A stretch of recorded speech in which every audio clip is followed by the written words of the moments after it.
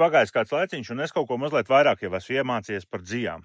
Tātad mēģināšu parādīt, ko es iemācījies, un varbūt varat iekomentēt, jūs kaut ko vēl papildus zināt. Pieņemsim par Yarn Group A, to es nezinu. Varat iekomentēt, ko tas nozīmē. Needle hook, tātad tamboradats un adām adats izmērs 3 mm diametrā. Knicking tension, tas ir blīvums, ieteicamais blīvums 10x10 centimetros, 24 valdziņu un 32 rindas.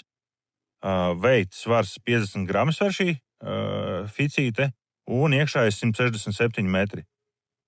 Sastāvs 100% alpaka vilna. Tā, skatāmies tālāk.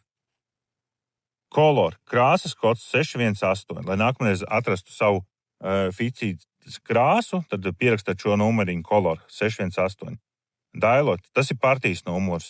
Ja gribi, lai tos izstrādājums ir pilnīgi perfekts vienā tonī, tad vēlams izvēlēties no viena partijas numura. Ja partijas numurs atšķirsies, kaut vai krāsas kods sakritīs, bet partijas numurs atšķirsies, var gadīties, ka mazliet toņi mainīsies, jo nebūs krāsots vienā un tajā pašā dienā vai vienā un tajā pašā krāsas, teiksim tā, krāsotavā.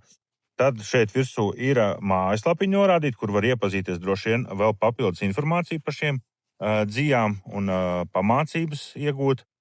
Šeit virsū rakstīts drops, tātad ražotājs, alpaka tā ir sērija, miks. Tas nozīmē, ka šeit ir tā kā melanžs, vairāku krāsu pavadieni.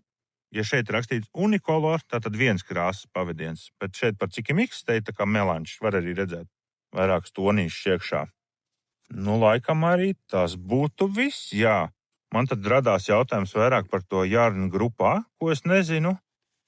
Pārējo tā kā es varu saprast aptuveni, plus mīnus. Varu droši palabot man, ja es kaut ko varbūt nepareizi pateicu, jo tomēr tas nav tas, ko es ikdienā daru.